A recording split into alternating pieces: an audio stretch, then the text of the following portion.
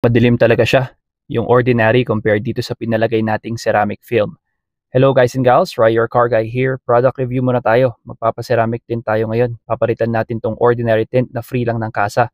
Nagtutuklap na kasi siya sa gilid, tsaka madilim lalo sa gabi. I-review at ipapakita ko rin ang difference ng ordinary at ceramic tint. Dito pala tayo sa Pong Tao Dashcam Supplier magpapagawa. Kilala sila dito sa Baguio dahil sa quality dashcams, car tint, car accessories, tsaka maganda rin ang after sales services nila. Kasi namin is dashcam and car tint. So yung dashcam natin, marami po tayong choices, wide selection po tayo.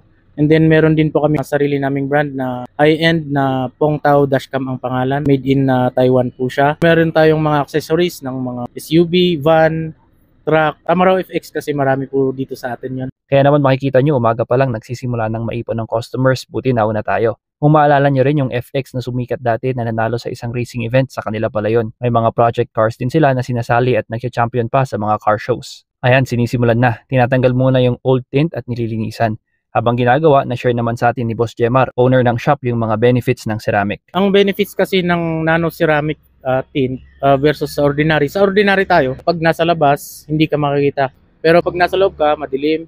About yun sa super dark na mostly na ginagamit natin. Pag sa ceramic film kasi, mas maliwanag pag nasa loob ka. Pero pag nasa labas, hindi ka makikita sa loob. And then yung fading niya is mas matagal. Mas comfort ka sa clarity. Kaya sinabing privacy clear. Tapos na yung tinting, privacy clear ceramic tint pala yung nilagay dito kay Montero. US brand siya at off the bat mapapansin na madilim pa rin sa labas pero sa loob mas malinaw. Mamayang gabi papakita ko rin yung difference. So ito na siya sa gabi. Honest review po tayo. Makikita nyo medyo madilim, lalo dito sa mga windows. Black tint pa rin siya eh. Pero compared dun sa previous na super black na free lang ng kasa, mas may nakikita naman ako dito at mas malinaw siya. Yung dati kasi talagang almost zero visibility yung mga sa bintana kapag gabi. Tapos mid tint pa yung dito sa may windshield. Kaya talagang kailangan naka-high beam pag madilim. Minsan din dun sa dating ordinary tint, may underground parking akong pinasukan na walang ilaw.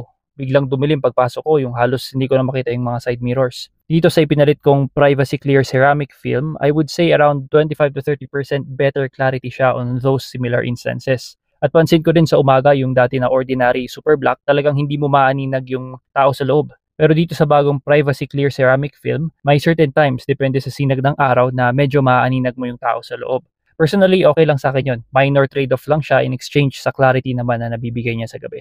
Sa mga kailian ko na taga Baguio at mga iba pang followers natin dyan, kung gusto nyo rin ng quality tint, dashcam at iba pang car accessories, bisitahin nyo lang po ang Pong Tao Dashcam Supplier Shop nila Boss Idol Jemar. Madali rin silang hanapin sa maps. At nakapromo rin pala yung tint nila. Price starts at 1,880 pesos. Depende po sa klase ng tint na ilalagay. For more details, pwede nyo po silang i-message sa account nila. Yun lamang po. As always, if you find this video helpful, don't forget to like and follow for more driving insights, car tips, and product reviews.